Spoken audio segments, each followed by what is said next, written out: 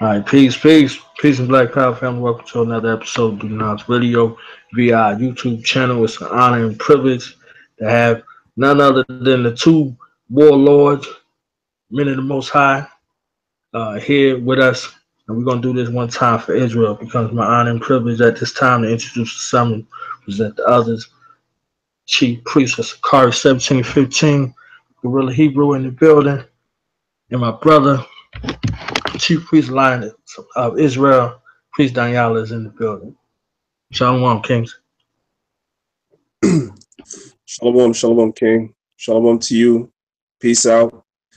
Thanks for having me back on your show yet again. It's always a pleasure. You know, your show is like my second home, man. So I salute you, King. Definitely an honor to have you on. Guerilla, what's good, Jay? Hey man, Shalom. First and foremost, all praise Yahweh Shem Yahweh Shai. Man, always a pleasure, always a privilege to be here. Just like Danyaahla, it's my second home. Got to be sharing the stage with, a dignified elder like Priest Danyaahla. We about to kill it this weekend through the spirit. So, look out for that. This is just the warm up, the little prelude. So, it's gonna be fire bombs this weekend. All right, so let's get into that right there. Let the family know what's going on, and I believe my first question would be, what's the purpose? Right. Okay. Well, that's a good question. So let me tell you how it went down. I was just telling it to brothers a little while ago. So, we've been watching Black News 102, Sun of the TV, mainly, but other channels too, but mainly that channel, those channels, I should say. And it's open season on the Israelites, as usual, because people pretty much like talking about us. Some people hate us. Some people love us, but we always good conversation. We always bring the viewers over. Everybody has an opinion, So I've been watching, and this one particular cat, Jabari in particular, stood out to me because he was on there like 2 or 3 times a week bashing Israelites. You know what I'm saying? So when we found out that they were doing a unity event, and we were invited, myself, Hashar was invited, Guerilla Hebrew was invited, Captain Cesariak, and many others in the Israelite community.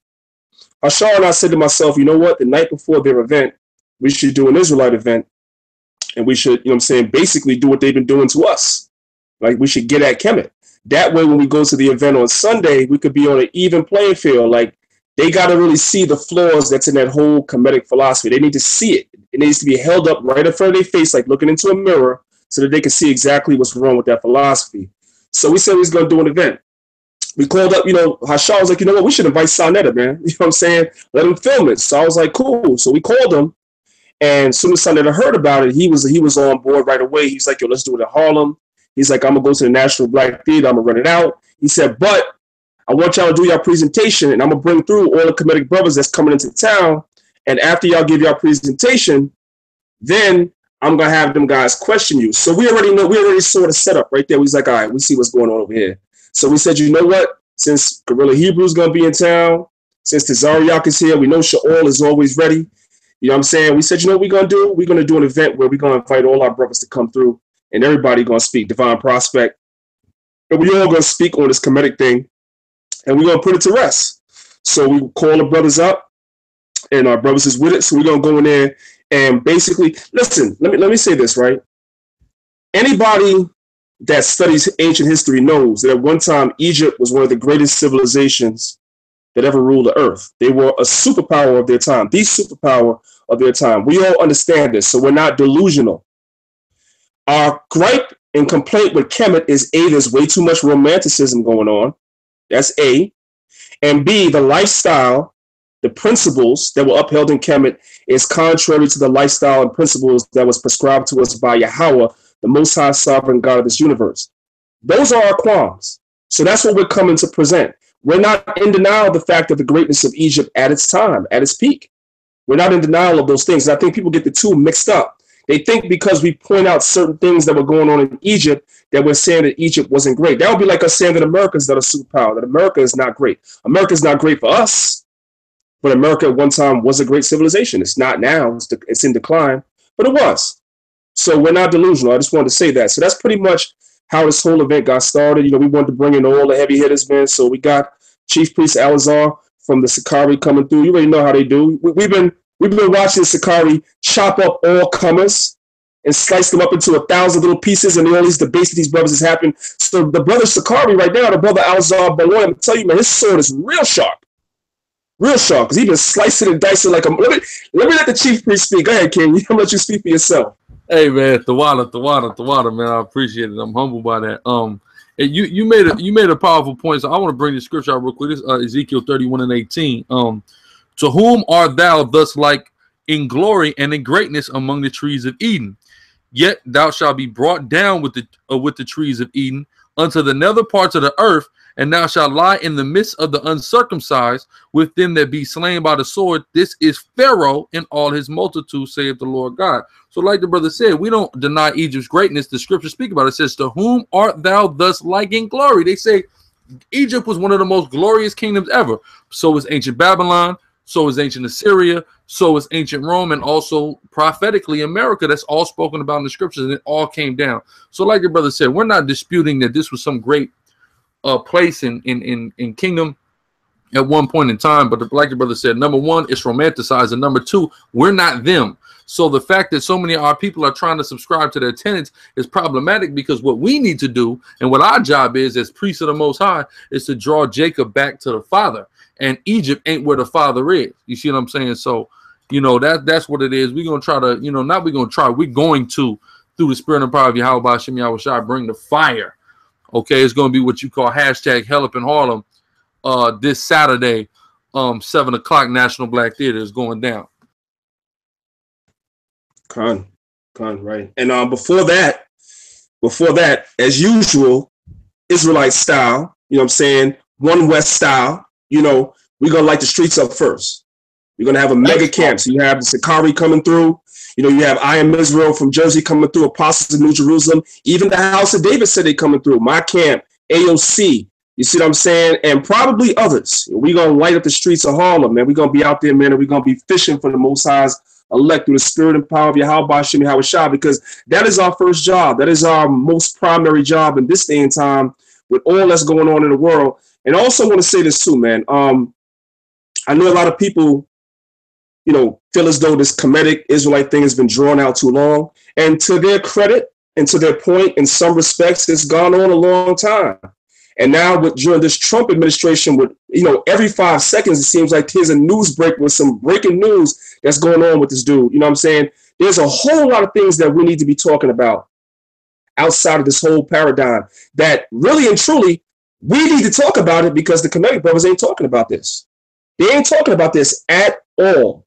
They stuck in just one paradigm 3,000 and 4,000 years ago, going in circles, chasing their tail around, arguing about the metal netter, arguing about the daggone Book of the Dead, arguing about this, arguing about that. Were the Kemetic gods, was Kemet religious? Was it not religious? Did the Kemetic gods exist? Did they not exist? They divided over that. You see what I'm saying? What about current events? What about prophecy? What about what's going on with North Korea right now? What about what's going on in the Trump administration? What about Trump and the Russians? What about this? What about that? What about the plight of our people? What about the blacks being shot down in prison? What about the eugenics movement and all its tentacles that's destroying our people now and then? Like, what about all that stuff? Like, how long are we going to be talking about the same stuff? You see what I'm saying? So we're going to have to get back to business as Israelites. I'm keeping it a stack. Like, we can't continue to have these same fruitless conversations. And then there's a whole nother enemy that's galvanizing against the Israelite movement. Is these weak ass Christians. And listen, when we're done with Kemet, we're gonna get back to these Christians too, man. We ain't forget about y'all.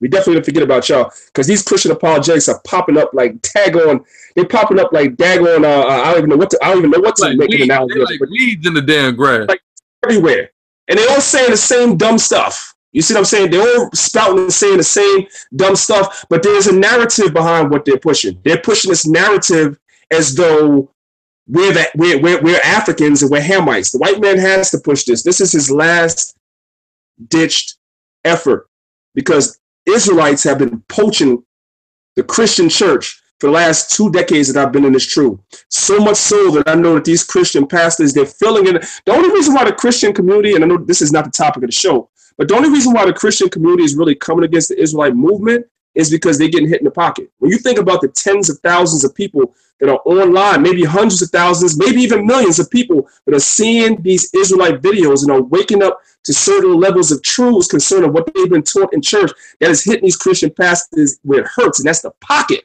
That's why they want to attack the Israelite movement now. But we're prepared for that battle. We're going to be victorious by Shem Mashiach Yahushua. Go ahead, King. Yeah, nah, and that's another enemy that's coming. Like some of y'all may be familiar, some of y'all may not, but you know they locked me in the second in command of my camp up last month. They assembled a task force that they assigned directly to watching us and taking us down, and also they're working with the Anti-Defamation League, which we know is one of the biggest organizations ran by and funded by Jewish people in this country. You know, so they trying to demonize us. And like I had just read the article that they did on Khalid Muhammad back in the day, and you know, they said damn near the same thing they did about Khalid that they said about me in the article that they did about me. So in understanding that and analyzing that, they was coming for Khalid Muhammad in a real way, you know, and many believe that, you know, his untimely death was attributed to people coming for him. So we have to understand that there's a lot of forces attacking the Israelite movement, and they're not attacking other movements. And there's a reason why other movements are getting attacked, because other movements are not getting results in Black, Hispanic, and Native Indian communities the way that we are. You see what I'm saying? They're looking at us as a real problem. For them, when I'm reading the article and they say that, you know, I'm the head of an organization that has less than 20 members, it's like so an organization with 20 members is on the national radar to where you're going to launch this form of attack on us. That's crazy. That aren't selling any drugs, that aren't shooting anybody, that haven't committed any crimes. You see what I'm saying? That lets you know that what we're doing is the truth, and what we're doing is going to the streets and preaching the true gospel according to Scripture by Hashem Mashiach Yahushua is the greatest fear of the white man and the biggest threat to white supremacy.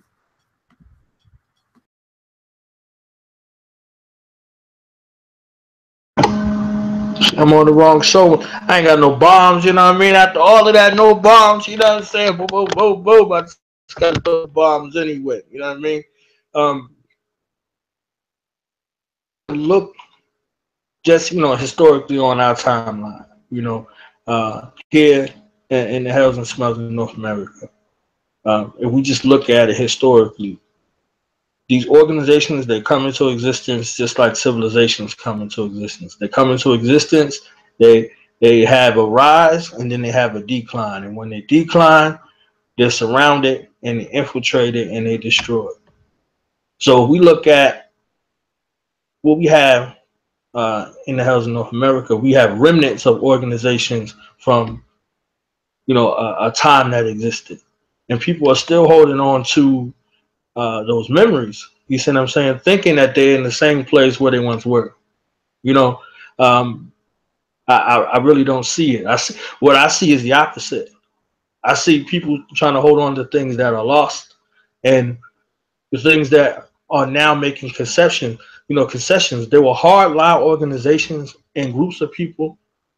Now they're soft line, and now they're, you know, God hates to sin and not the sinner type of, you know, apologist, which really distort the true nature and essence of, you know, what this real message is about. Like this message of self-improvement, this message of self-empowerment.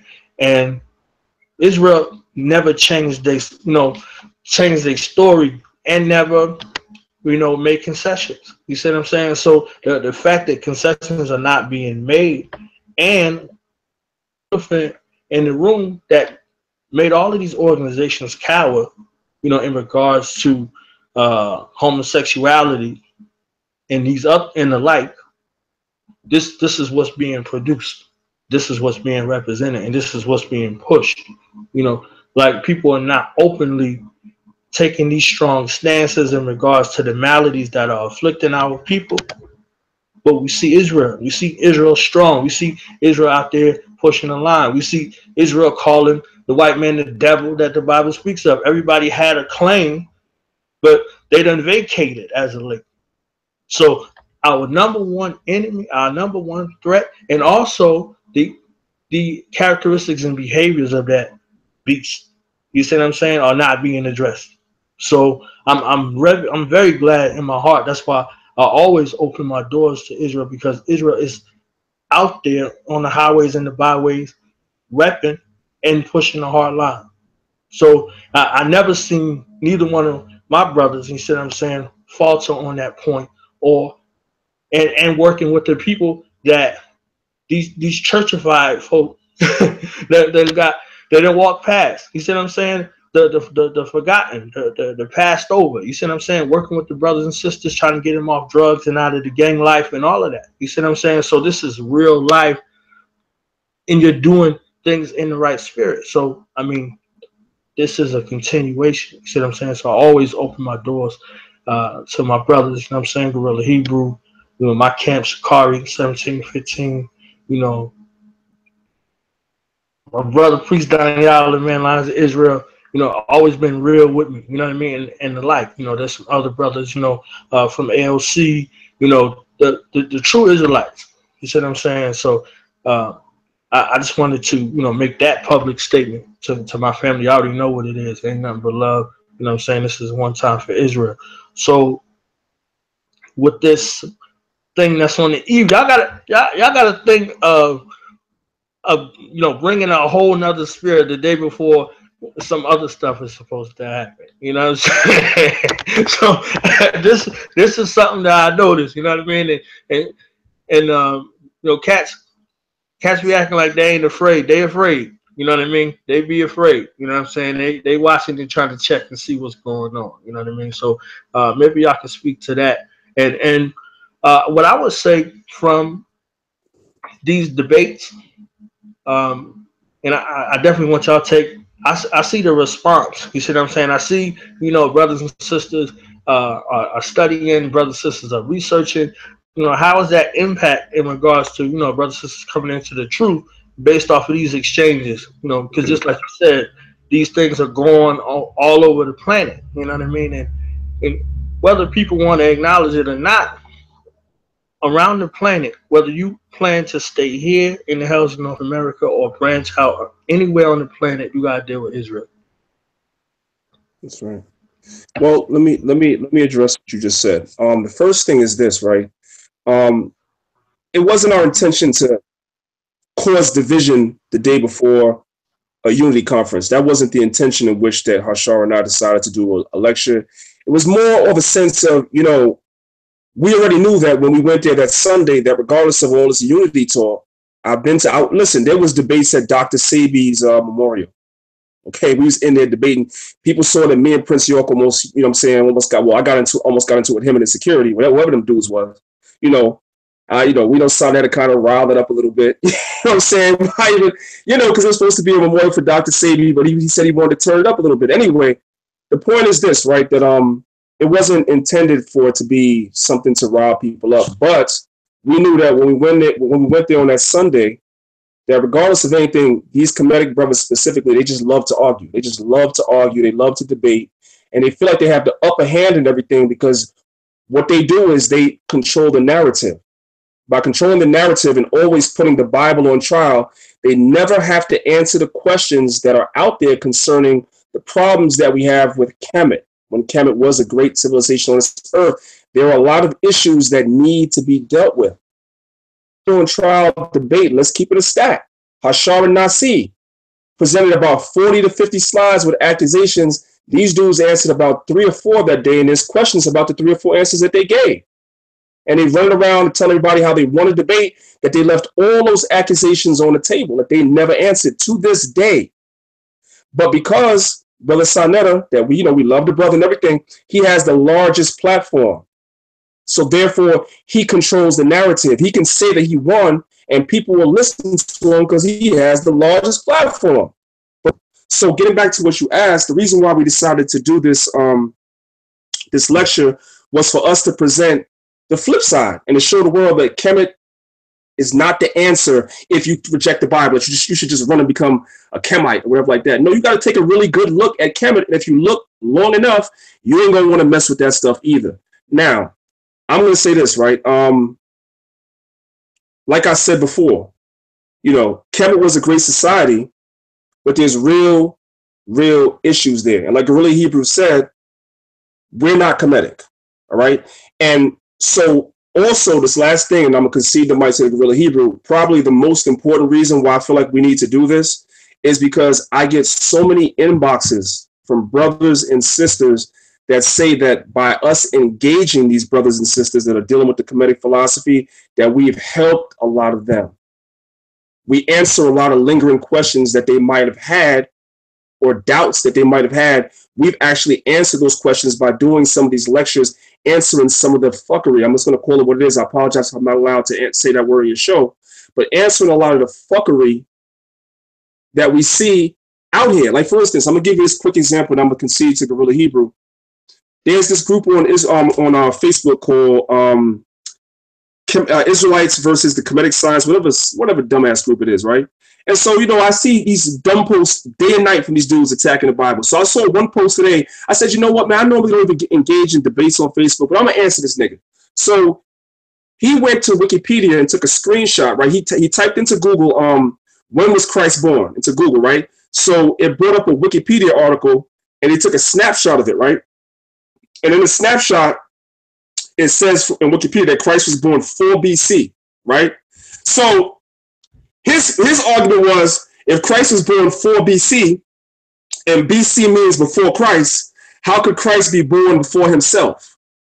He thought he was being deep. He thought that was deep. Like, oh my God, that was so profound. So I went on the timeline and I asked him, who is Dionysius Exiguus? And the man gave up the damn ghost.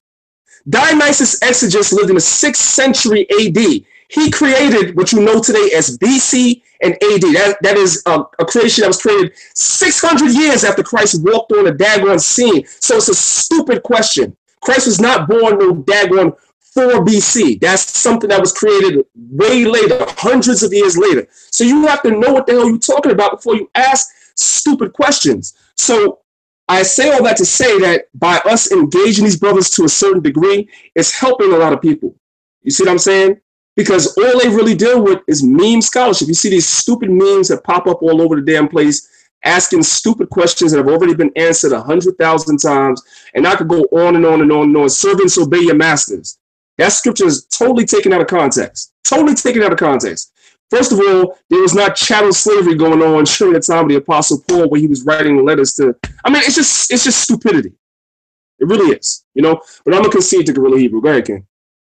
Yeah, and like the brother said, like, we got to understand the importance of repetition sometimes. That's why we got a book called Deuteronomy. The word Deuteronomy means second law.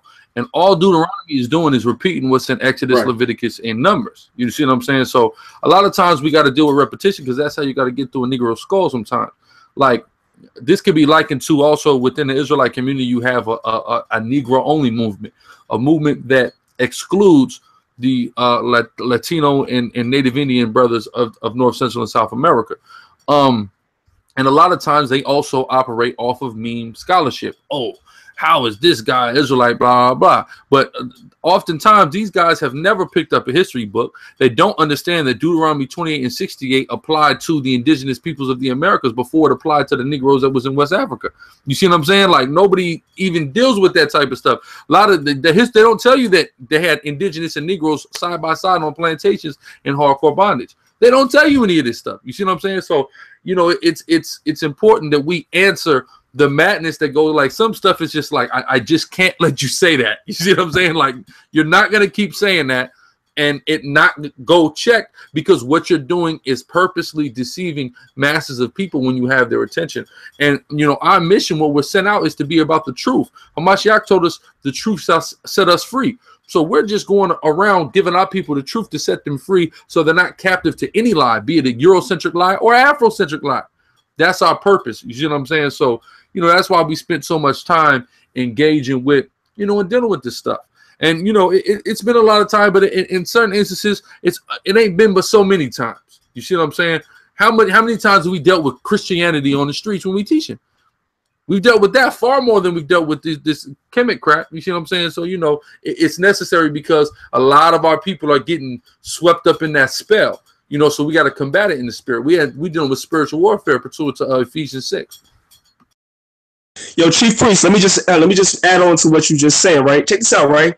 I'm gonna give you a perfect example of these dudes spinning stuff, right? You'll hear these dudes say, like Reggie, respect to us, my dude, he'll say, well, Moses was learned in all the ways of the Egyptians, right? And he'll stop right there. But the scriptures go on to tell you that Moses rejected Egypt. So what if Egypt was so goddamn great and Moses was learned in all the ways of the Egyptian, if it was so wonderful, why did he reject it? And why don't they mention that? You see what I'm saying? That's the BS that we have to combat. You see what I'm saying? We have to combat that stuff. Then there's this whole thing, you know what I'm saying? And I know a lot of brothers is not really, I don't know how deep in the studies that brothers is getting into. This whole thing of trying to pin the Exodus to the 18th dynasty, that's a whole nother issue. And these guys think that we're stupid. You see what I'm saying? And that has to be revisited because the scriptures never told you Ramses II was the pharaoh of the Exodus. It does use the word Ramses, but you have to understand anachronisms. The word Ramses also appears in the book of Genesis as well. You see what I'm saying? So you're trying to pin us to a time period when the archaeologists say that there's no evidence of Israel being in Egypt.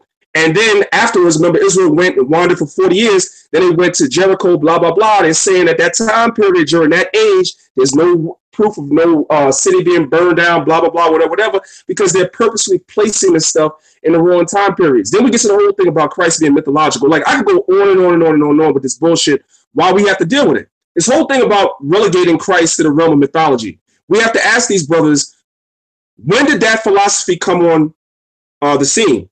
Because what we read when we read history, right, we read that all the historians, and I'm not talking about historians that were Christians. Let's be clear.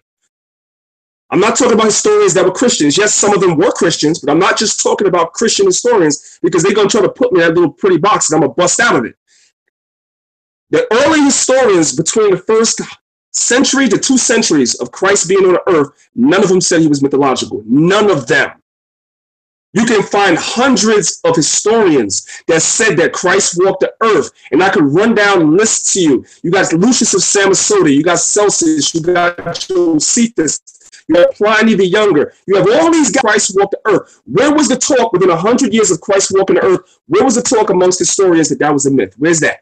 You see what I'm saying? So we have to combat all this stuff because these guys are just spouting this stuff off, and the scriptures speak about being carried away with false doctrine. We're here to fish for the elect. We cannot allow the Most High's elect to be carried away with false doctrine. That's why sometimes we go on the offensive when it comes to stuff like this, and that's what we're doing this Saturday. We're going on the offensive. Peradventure, we can reach somebody that is of the elect that might have otherwise been influenced by that bullshit, and I'm going to call it what it is. That's right. Yeah, nah. You exactly right. These guys, they got to get checked again and put in a, they always out of place. So you got to put them back in a place. Rebellious Israelites. Hey, Zeitgeist told him that. Exactly. But then Zeitgeist was refuted. Zeitgeist is bullshit. You know what I'm saying? Hey, the Zeitgeist was talking about the similarities, the parallels between Horus and Yahushua, right? But then when you ask these Kemetic dudes, okay, give me primaries. I need to see primaries from Kemet. I don't want to read no conjecture. I don't want no opinions. I don't want no argument by assertion. I don't need no bullshit. I need you to show me primaries, meaning steles, papyruses up on the walls of Egypt. You take your pick. I need to see primaries that say that Horus had 12 disciples. I need to see primaries that say that Horus was baptized at a certain age. I need to see primaries that say Horus was raising people from the dead. I need to see primaries. Once you start asking these dudes for primaries, dudes give up the ghost because they're not there. It's all conjecture. It's argument by assertion. And parallels, one last thing I want to say, and I'll pass it back to Guerilla Hebrew. I still argue with these dudes about parallels do not equate to plagiarism. Sometimes parallels are just that. They are parallels. You can find similarities in different cultures that has similar things. You can find that amongst the Hebrew families, and sometimes you can find certain parallels amongst the Hebrew and the Hamitic families as well. Parallels are parallels. Parallels do not equal plagiarism. What they try to do is if they see something that might be similar in the Hebrew custom that they might see also in, let's say, a Kemetic culture or Nubian culture or whatever you want to call it, if they see a parallel there, they automatically say that it's plagiarism. But then we have to get to the whole plagiarism argument, and I'm going to end with this. You got to get to the whole plagiarism argument. In order for you, and I've been telling these brothers for a long time, in order for you to accuse somebody of plagiarism, first you have to prove that you own the idea, meaning the idea originated with you. I contend that the ideas that were in Kemet were taken from Sumer first.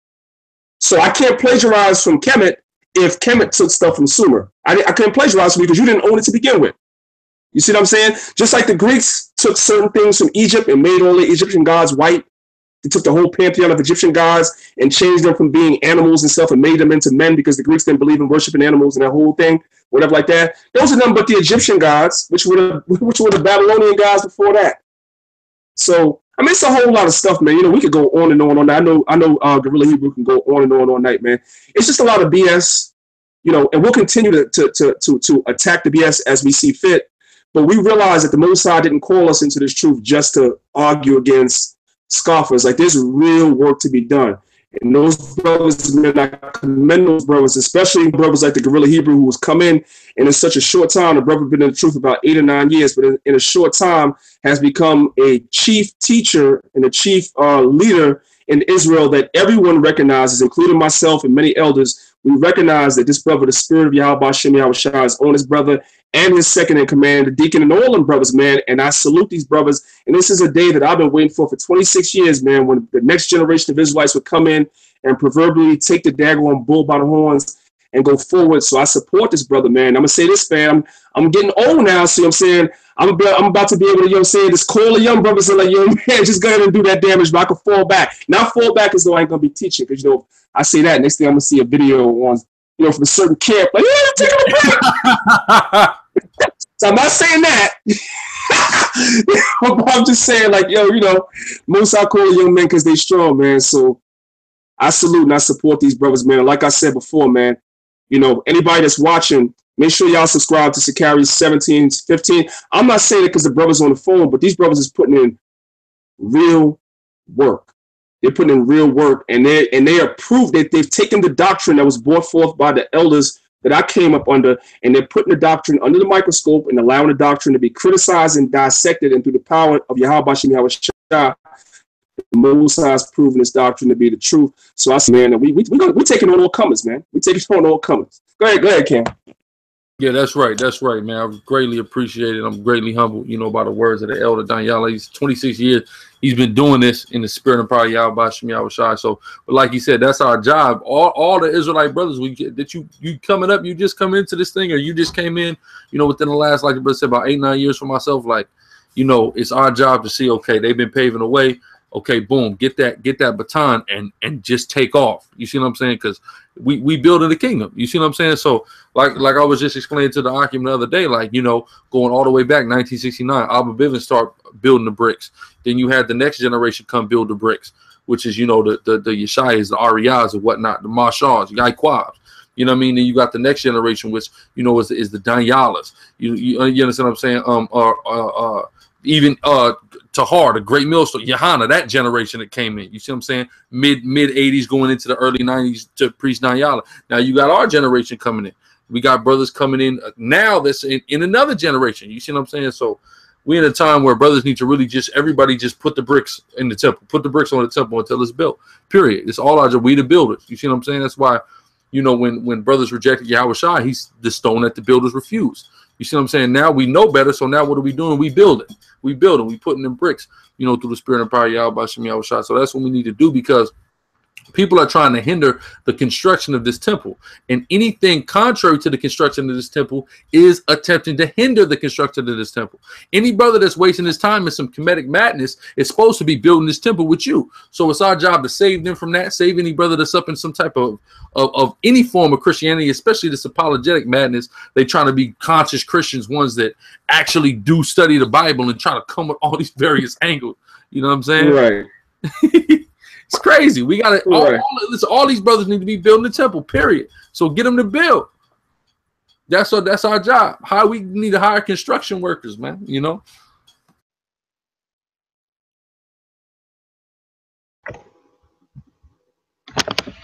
I agree. I just wanted to get y'all thoughts about this this entertainment type of approach in regards to, I would say looking for some kind of validation from the industry that has done the most destructive type of methods, message to our people in regards to the music and things like that. So, what would y'all say about, for instance, for a while it was going around about Kendrick Lamar. Is that something that you could use or something? Just hear y'all thoughts on that. Well, if I could say something on it, like when Kendrick and Kodak, Kendrick Lamar, Kodak Black came out, professing to be Hebrew Israelites, having that knowledge, we saw it on the streets because one of our brothers that's down with us, he went to a powwow and he was, passing out flyers, campaigning, and he said countless people who he was handing flyers to was like, oh, this is what Kendrick and Kodak was talking about. So that's literally assisting and planting the seeds. Like, in 1 Corinthians, the 3rd chapter, Paul speaks about it. He says, Apollos, or Paul planted, Apollos watered, but the Most High gave the increase. So you have one brother that might just plant a seed. You have one brother who might water the seed and nurture the seed in teaching that brother after he had got, that spark that woke him up. And if the Most High is dealing with him, he'll increase him. So a brother like Kendrick or Kodak could make an Instagram post or say a line in a song, and that could plant a seed in a brother who will then come and search this out, find a camp. That camp will then water him, and if the Most High is dealing with him, give him the increase. So it's showing that the Most High is using all avenues of life to bring brothers into this truth. Yeah, and also, if I can just add on to what Chief Priest Alazar is saying, it also shows us exactly how far this truth has really come and how far it's going. Like the scriptures speak about this truth this gospel being taught in all the world. And we know from just somebody like that sold millions and millions of albums. I mean, hell, he's working with Dago Dr. Dre. He's considered to be right now one of the top 5 hip hop artists, of this time, of this generation. To know that he's actually taking time to sit back and listen to what we're saying and then regurgitate it back correctly. God dang it, I don't call me black no more. I'm an Israelite. You see what I'm saying? Talking about Deuteronomy 28 and all that stuff like that. For him to say that means that this truth is really getting out there. And think about all the people that he's around. You think he never maybe mentioned this truth to them and they don't know too? Maybe everybody doesn't have the temerity or the balls to come out and say it. But this thing is everywhere. We're seeing Gary, I've seen the Chief Priest Alazar do a few videos with a few celebrities. You got Cassidy. You got recently, what was the chick you just did the other day, man? The chick that was Jackie O. You know what I'm saying? And the list goes on and on and on of all these celebrities. Who was that celebrity? Was it Megan Good that y'all were arguing with? Yeah, the brothers from Men of Valor, they was arguing with Megan Good. Megan Good. Yeah, Megan Good. So you know what I'm saying? It's out there. They talking about us. We're the talk of the world, brother. You know what I'm saying? So the word is definitely out there. And you take it back to the 90s, you think about one of the biggest selling R&B groups of all time, acknowledging at least for a time that they were Israelites and Boys to Men. You know what I'm saying? Having Wu-Tang Clan come to the Passover in freaking 90, you know what I'm saying? Was it 95? I'll never forget that. Like, you know what I'm saying? This word is out there. And some of the members are still openly Israelites, like Hellraiser and others. You see what I'm saying? And others have declared they're Israelites, and then there's going to be Israelites that's going to know that they're Israelites, but they're never going to come forward. They're never going to come forward because maybe they're afraid to give up their career, whatever. And there's a place for that. You see what I'm saying? I always tell, when I'm teaching, I always say that if there's celebrities out there, and I know a few that even have reached out to me, I always tell them that if you're out there, you don't necessarily have to come and stand in the corner with garments like what I'm doing. That's not for everybody. But use the position you're in to help further this truth. You see what I'm saying? That's the position that the Most High put you in, and then he gives you the gift of knowing who you are. And it is a gift to know who you are in this society with all the distractions and all the BS that's out there. It's a gift that the Most High gives you to know who you are. And you wake up and realize who you are. You see, I'm sitting on top of the world. I done sold 10 million records. I can't just go out and put a garment out and go on a corner. But what I can do is I can funnel some money them brothers' way. Let me help them get a school. Let me help them do this. Let me help them do that. Let me get them some vans so they could go across the country, whatever, and proliferate this gospel. Like, help out. When you read about, really quickly, when you read about Nicodemus, most people start reading John, the 3rd chapter from verse 16, like Christians do. But really, brothers should start reading from verse 1. The scriptures say Nicodemus went to Yahushua by night. because he had a position, and he was in a position to later on help Yahweh Shai. So the Most High had him in that position and opened his eyes and used him as a vessel. So likewise, somebody like Kendrick Lamar, somebody like Kodak Black, I've heard people say J. Cole look like he might know something. I don't know. You see what I'm saying? But the point is, Rasheed Wallace, the basketball player one time, there's so many people that have heard this truth. What I'm saying is that whatever position these brothers find themselves in, just do something. If you're watching this right now, just do something to help us. You ain't got to come join my camp. You ain't got to come and join Guerilla Hebrews camp. But just go on the website on the low, man, and put some money in that brother's Patreon, man. Put some money in his Patreon. You know what I mean? So he ain't got to pay his ticket to come to New York, man. You see what I'm saying? That's all you got to do. We'll do the rest. We'll be the faces of the movement. Y'all brothers just help us out. So to answer your question, King, I think it's a good thing, because here's the deal, right? Even though we're seeing these celebrities coming in, it ain't like we're seeing them coming in and we're selling out. Like, we standing strong to what we teach. Like, yeah, Kendrick said he's an Israelite. No doubt, all praise to the Most High for that. But he got to keep them commandments. It ain't going to be like, all right, brother, well, you're a celebrity, you good, whatever. No, bro, you got to keep them commandments. We're going to give you a shot. We're going to give you some time. You just learned who you are to make that transition. But you got to keep them commandments. Like, we're not selling out. We're not selling out the message, no matter who the hell it is.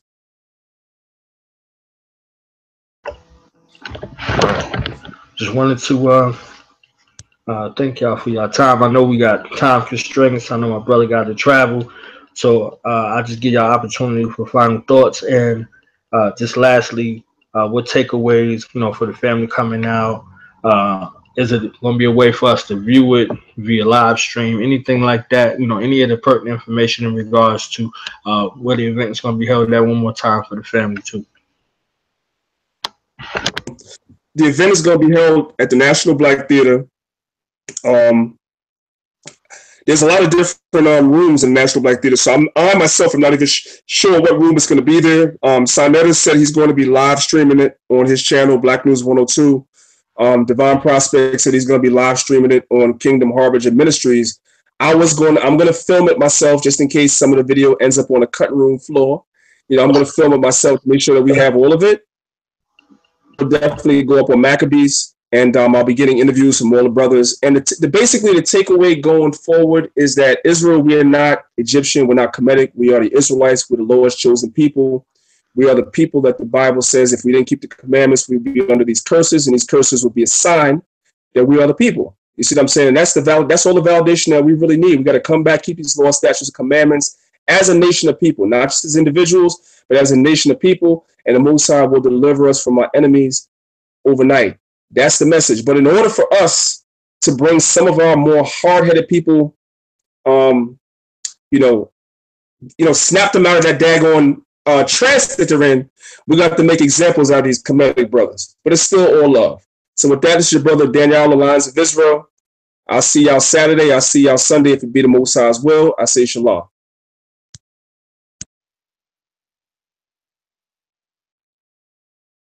Yeah, man, it's gonna be a big weekend. I should be arriving in New York, Yahweh willing, tomorrow morning.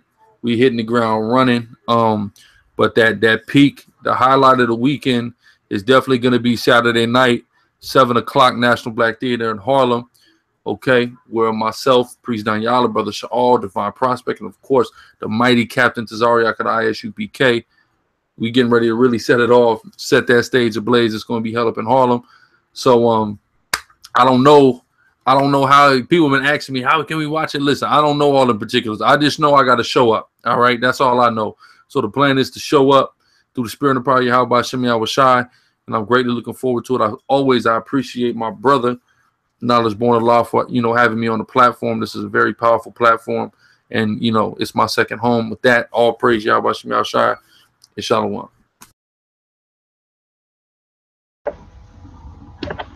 I'm gonna get my Joel Benjamin on real quick. You know what I'm saying? Y'all heard it, people. Y'all heard it. Have yourself in the place, people. Okay, show some damn respect and come to the National Black Theater. I thank y'all for your time, man. Traveling, mercy to you, really Hebrew, man, and shout out to my fan, man. Hey, y'all go get the Deacon CD, man. He got some fire for y'all. You know what I'm saying? Got some fire. Yeah. I'm waiting for the Jizza to come out with another, follow up to that banging on Esau, man. To the change joint. You know what I'm saying? I need another joint from you, man. I need another joint from you. Con. Yeah, he got some fire coming, King. He got some fire. Like I heard some of Asha's new stuff. He got some fire, man. Yeah. He's trying to get me to come out of retirement and put my full heart into it, man. But I don't know. I got too much on my plate, man. I don't know about that. If I did, I wouldn't even tell nobody till the project was done. You know what I'm saying? Then I'm gonna end with this. Then I'm gonna look forward to seeing an hour-long video rebuking. All right, Akima. That's it for me, man. All right, fam. Y'all heard it. Salute the Lions of Israel. Salute the AOC. Salute to Sicarii 1715 ISUPK. Everybody involved in the Maccabee Alliance Council. All the true men and women of the Lord. So with that, I'm going to say peace. Shalom. Shalom to the family.